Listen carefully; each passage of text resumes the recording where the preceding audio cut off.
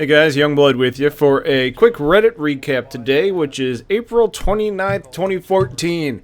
If you're noticing something going on with my voice, yeah, I've got a little, I don't know, a little something going on in the back there. So just kind of disregard it and we'll kind of move on together. So, first thing that everybody's probably thinking of right now, and you're probably saying, well, Youngblood's making a video instead of playing. Well, I am. That's because the servers are down, and we're estimating a 12-hour downtime. That's for the Pacific Standard Time. So if that estimate was correct, it looks like we should have our servers back up and running within 2 hours, which is from the time of recording. So at noon Pacific Time. That being said, I would not be surprised if it went later. They did already say that it was going to be an extended downtime, possibly into the late afternoon. So I would expect not to be able to play until closer to prime time tonight. Who knows what sort of errors or things we're going to have to overcome. Hopefully there is not much.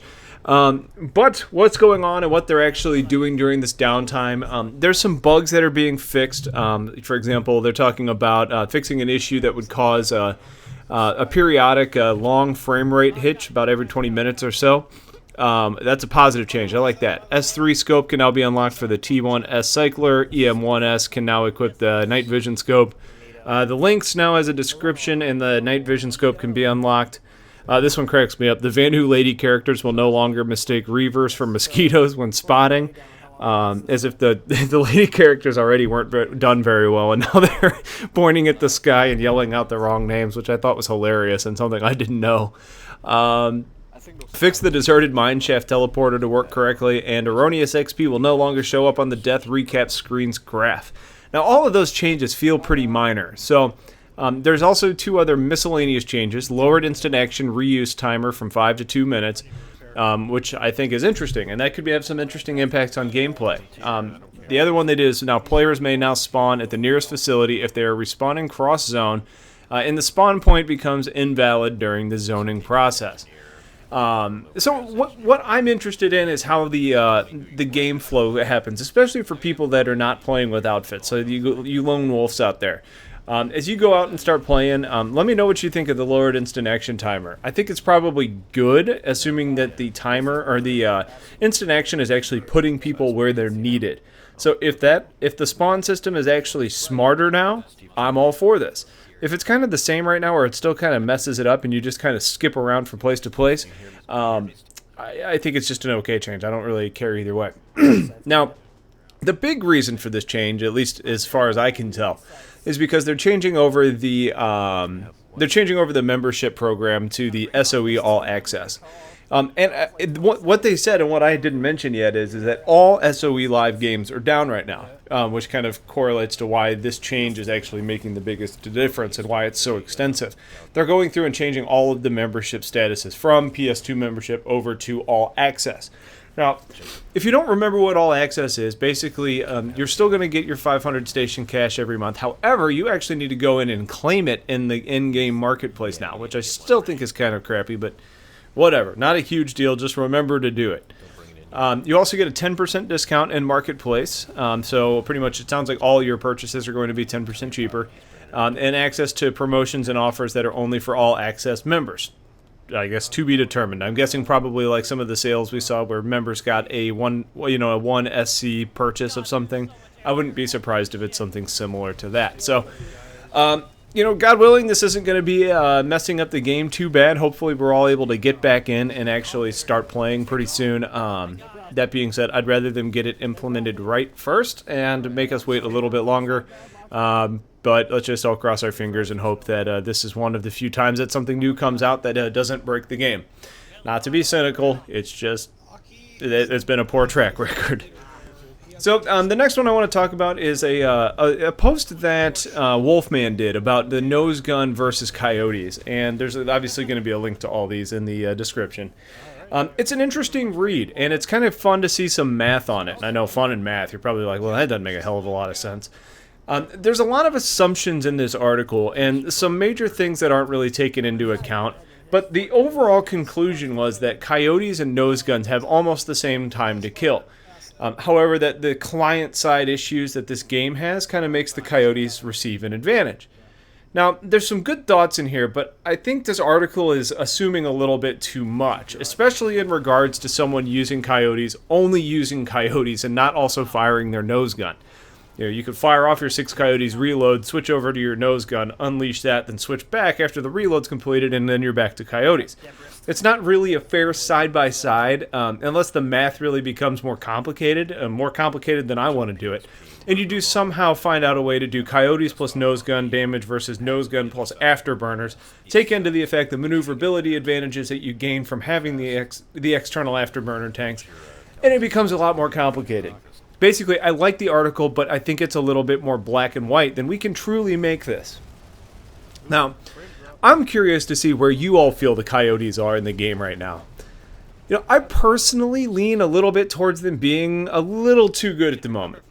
Now, I know it's going to sound a little bit hypocritical because I'm pretty sure I'm using Tomcats in the footage I'm putting in behind this, but at least I'll admit it.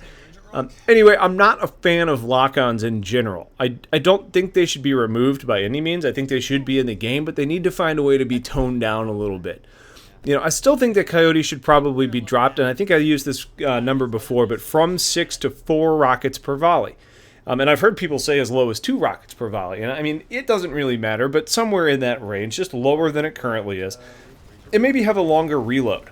And by doing that, you still have to, accurately guess their trajectory.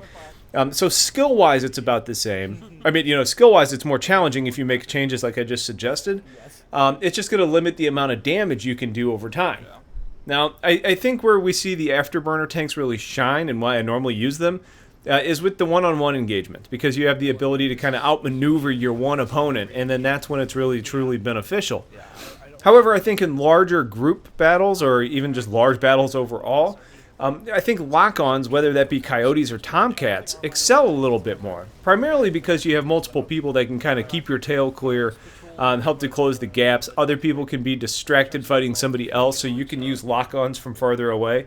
Or in the case of coyotes, I mean, hell, if you've got several enemies in a bunch, you can just shoot them randomly in that general direction, and chances are you're going to lock on and hit something. So, I think coyotes are great for newer pilots to help them out, but when they really become problematic is when you see better pilots using them. Because it takes the advantages that help the newer pilots, and you add that elite pilot skill, and then it really becomes a really, really solid weapon and a solid option. So I'm curious to see what you guys would like to see done with coyotes, even if your answer is nothing. I think they're perfect.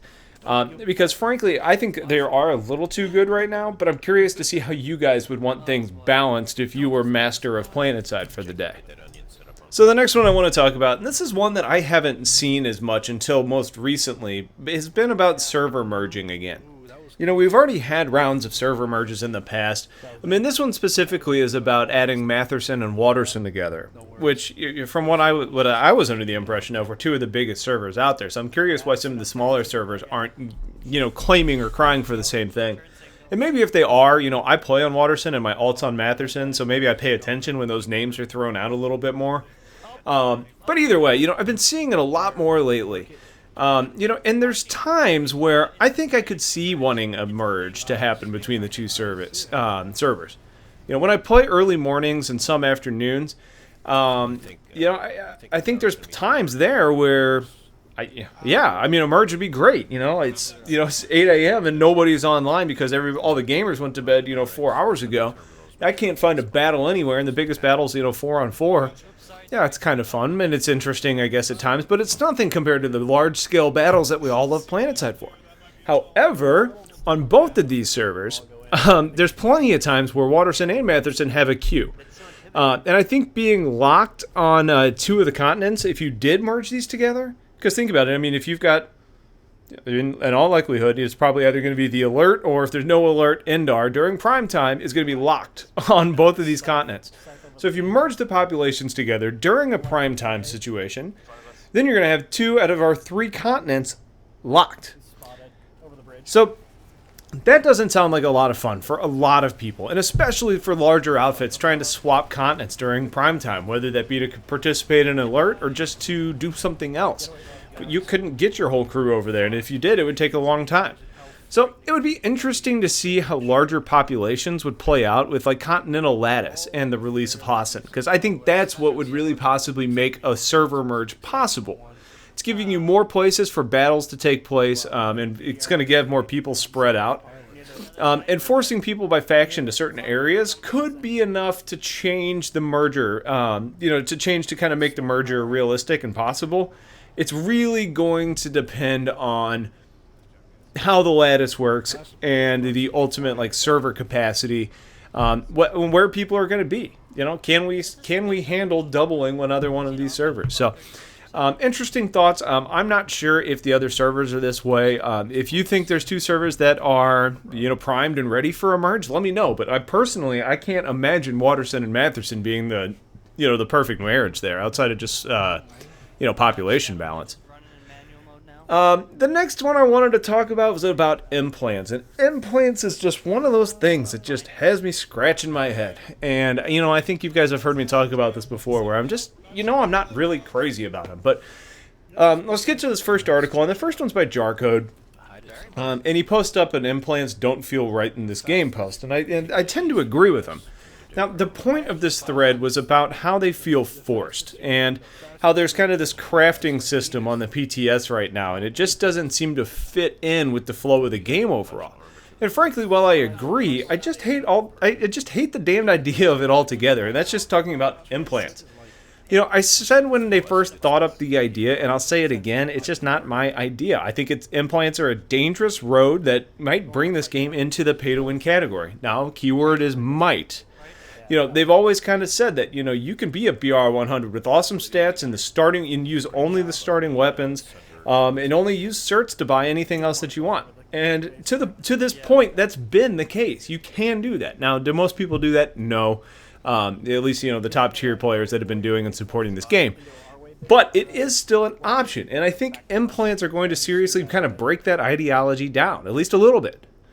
So some of these things with implants, and this is kind of where I just don't really like the idea in general, because it severely changes gameplay, or it has the possibility to do that.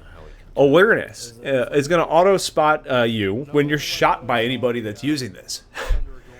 Now, I'm thinking about situations where I'm flanking. If I want to flank around a base, and maybe my whole outfit is with me. So one person in the outfit gets shot, there's a red dot over there, people swarm in, and then all of a sudden, 48 people have just had their position given up. Now, is that how we typically operate in any outfit? Probably not, but there's times where that sort of thing happens. And I think awareness is just... I don't like the idea of it. Now, here's another one. EOD HUD. And basically what this does is it will automatically, within a certain range, and I think they said 20 meters, spot, or you at least see it on your screen, AT mines or anti-infantry mines. So all of a sudden, engineers are losing out on the ability to get kills with their deployable mines. AT mines in general. So if you're a tanker, you can use this HUD and all of a sudden, have a lot more advantage over other people. Now, is this one as game breaking as awareness in my mind? No, but it's just kind of an example of how it can impact gameplay. And then you've got regeneration, which just allows you to regen health over time. So now all of a sudden we're saying that this implant, and keep in mind, you can currently regen health without a medic, assuming you own a biolab. Now, this kind of takes that aspect of the metagame away, which is already lacking. Now you can use an implant to regen health instead of having to capture a biolab, which will help to kind of support that push and that benefit. So all of these ideas are potentially game-breaking in my mind, and especially if those spending real cash are the ones that are getting the benefit. I think the very idea of implants just kind of rubs me the wrong way. And look, I get it, I really do. Planetside needs money and revenue to continue to develop and grow and strive and live. But taking this structure that has been working, to create paid for, basically just to create god suits, and I know that I'm probably exaggerating a little bit, it just doesn't feel like the right way to do it. Now, I'll admit that there are some that I don't think are as bad, but that doesn't mean that I have to like the idea overall. So, yeah, I know you can, actually use certs in the game to unlock this as well. So, you can use in-game currency. So that kind of does help to get away from the pay-to-win aspect, at least a little bit. But, those with the most certs are probably the ones with boosts. And the ones with boosts are paid for. So, I mean, who knows? It kind of goes either way. So I want to know what your thoughts are. Do you think implants are a good idea first? Do you like the ways that they're going to be implemented? Because, you can like the idea of implants, just not the way it's being done. So if you don't like the way it's being done, how would you change it? And do you think I'm overreacting? So I'm curious to think, or to see what you guys think. If you think this takes us down a pay-to-win road, or if you think I'm just kind of overreacting a little bit. Now, I still think that generating revenue could be done via station cash only available vehicles. Now think about that for a sec. Now, they could literally be just reskinned vehicles, so there's no advantage over their counterparts. So think about a Reaver that just looks different, but has the exact same performance of a Reaver. So you could maybe spend, 500 station cash that you paid real money for on this Reaver that looked way more badass. However you wanted to do it. Could be the same thing for a Lightning, whatever. So, I don't know. I mean, the other thing is, we could maybe make Empire-specific vehicles that you have to unlock to have access to. So, let's say the Valkyrie comes out. And, I did a previous video about making them Empire-specific. So, Valkyrie comes out, and now there's one for each faction. And you, if you want to use that, have to unlock it. And you can either use 1,000 certs, or you can pay 1,000 station cash, or whatever you want to make it be. But people are going to want the new. And if you have to pay for the new, you're going to drive revenue. And as long as that weapon itself is still balanced, or as long as that vehicle is still balanced with the others, you're then driving revenue without impacting gameplay in a certain way. So, I don't know. That's just kind of my thought. Something else that you could maybe add in. Just another approach. Now, I'm putting up another link that you'll see in the descriptions. And this is another post that's by Driver that talks about the complications and the lottery aspects of implants. He admits that he likes the customizations, but that in their current state on the test server, they're really just too much of a hassle than they're worth. And I thought that was an interesting perspective, especially at this point. And I can see what he's getting at. So I think it's a worthwhile read, so I'm going to put the link up there for you to actually go through, and let me know what you think. So there's kind of a lot of head scratchers going on, and I know some of this was a little bit more negative than I typically am. The implants in particular just really irks me a little bit. So that's going to be it for this episode. Stay tuned for another one probably next week, and I will catch you guys later on. So take care.